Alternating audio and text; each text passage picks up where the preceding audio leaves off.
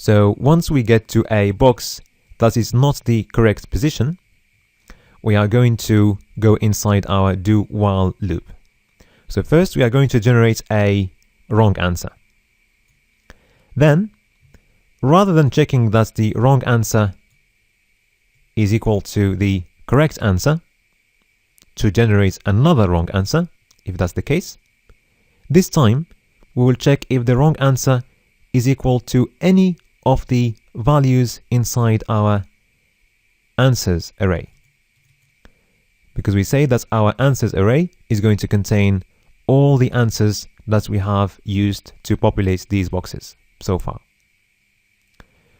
Alright, so rather than doing wrong answer equal to correct answer, we are going to check if the wrong answer is inside the answers array.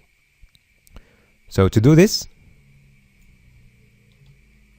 we are going to check if the index of the wrong answer inside our array is greater than -1. Okay, so let me write this first. So to get the index of a certain value, we write the name of our array first. Then we're going to use the method index of, which is a method of the array. And the value we want to check is wrong answer. So if we look at a certain array, then the first element is of index 0. The second element is of index 1, then index 2, and so on. So if an element is inside our array, then it's going to have an index starting from 0. So A, for example, if we get its index, is going to be 1, and we'll be sure that the index of our, we'll be sure that A is inside our array. So if we don't get an index greater than 0, or strictly greater than -1, this means that the value we're looking for is not inside our array. And that's why we are going to check if the index of the value wrong answer is greater than -1 strictly. And this means that wrong answer is inside the array. So what's going to happen here? If the index is greater than -1, this means that wrong answer is already inside our answers array.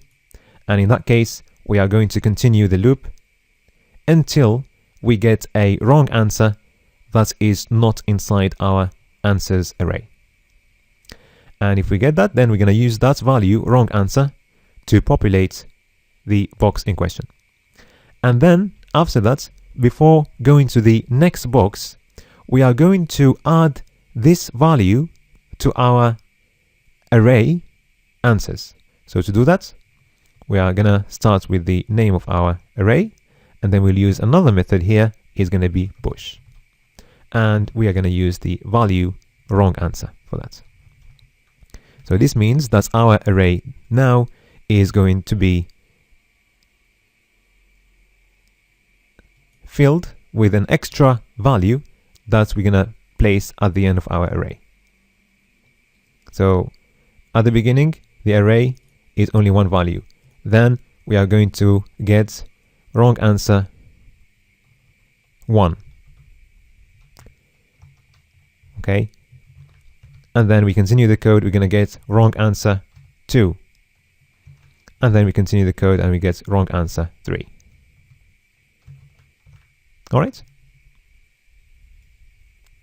So let's save and try this. So we get 4 different values. Again, 4 different values. And we can keep checking, and we will always get 4 different values. Now we have finished the code to execute once we click on the Start Reset button, and it goes from there till there. Alright, now we're going to delete the comments that we used to structure our code. We don't need that anymore. And we are going to move to the next part, which is clicking on an answer box. So if we look at our final game, when we click on an answer box, first of all, we are going to check if we are playing. If we are playing and we click on an answer box, then we check if the answer is correct. If yes, then we're going to show a correct box for 1 second. We increase the score by 1 and we generate a new question and answers. If the answer is wrong, then we show a try again box for 1 second. So let's go ahead and code this. So first of all, we are going to start with one box. So let's start with box 1 and then we move to the rest. So to access the box, we're going to use the ID of the box, which is box 1. And the action is clicking. I'm going to use the method onClick. And then we set that to the function to execute when we click on the button.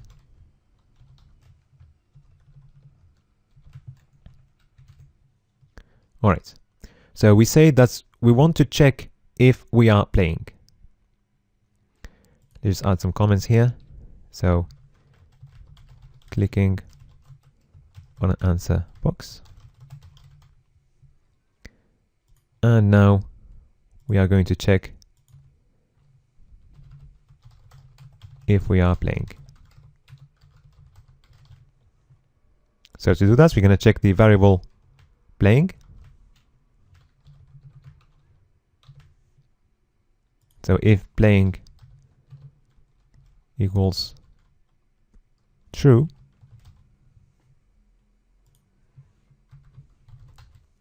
then we will check if the answer is correct or not. So to do that, we are going to access the inner HTML of the box and we will compare it to the variable correct answer. So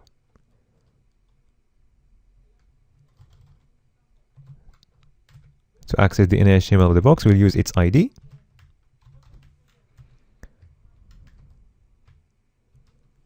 Which is box 1. Otherwise, we can use the keyword this, which in our case is going to refer to the elements that we clicked on, which is the box. And then we access the inner HTML of this element. And we're going to compare that to the correct answer variable value. Okay. So this means that we've got the correct answer. And in this case, we say that first of all, we are going to increase the score by 1 and print the new score there. So we're going to use the score variable. I'm going to increase that by 1. And then we are going to access the elements showing the score and change its inner HTML. So the ID of this element is score value. And we're going to set the inner HTML of this element to the updated value of score.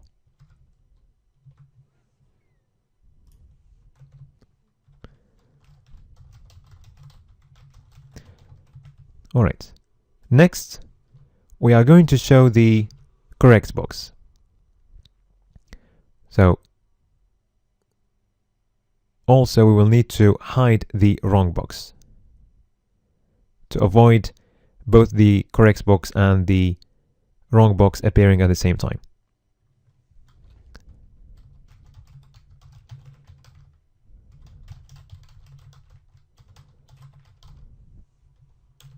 So to hide the wrong box, we use the function hide that we defined earlier, and we'll use the ID of the wrong box or the try again box, which is wrong, and also we'll show the correct box using its ID. And once we show the correct box, we will wait for 1 second and then hide it. All right. So if you remember, the function to use for this is going to be setTimeout, which takes a couple of parameters. The first one is going to be the function to execute. All right. And the second parameter is the delay that we're going to have. In our case, it's 1 second, which corresponds to 1000 millisecond. So inside our function, the code to execute is going to be to hide the correct message after a second. And it's going to be hide correct. All right. So that's if we have a correct answer. Now, if we have a wrong answer, that's going to be else.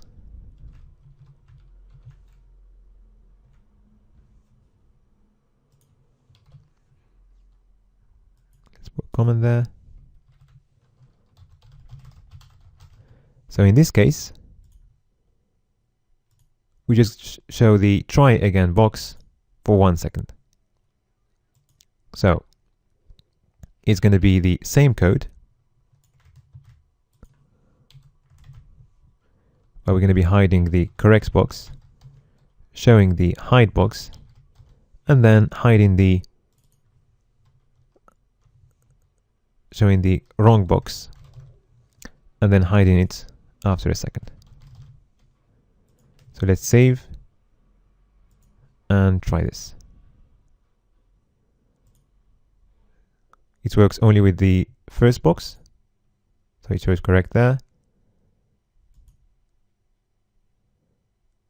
Okay, it keeps showing correct because we don't generate a new question. So now the next step is to generate a new question. So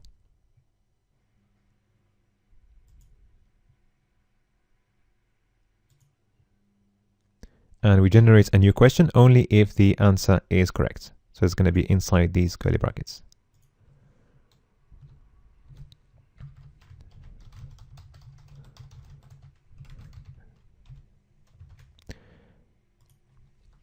So we're going to use the function generateQA for this.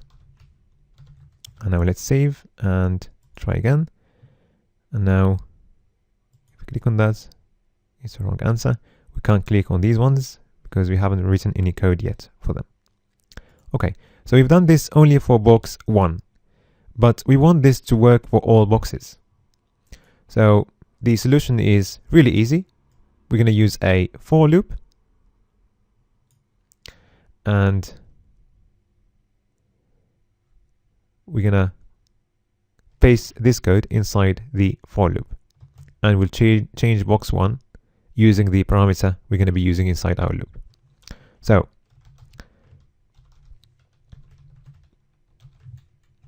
if we paste the code first, so rather than box 1, we're going to use a parameter I, and that's going to be box plus I. Okay. And then we're going to initiate I at 1. And then I is going to be strictly less than 5. And every time it increases by 1. So if we save and start, so if we try a wrong answer, it works. If we try a correct answer, it works. And we get a new question answers. And our game is perfectly working now.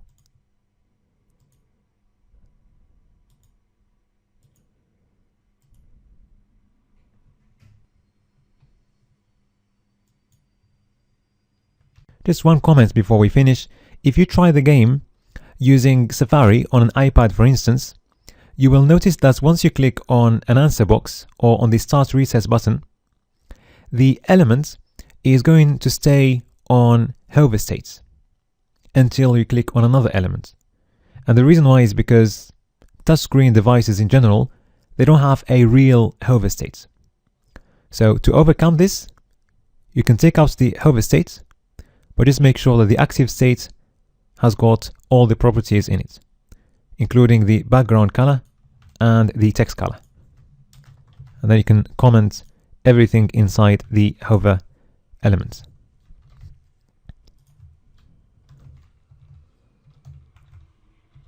So if we do like this, we are going to lose the hover state, but we'll still keep the active state.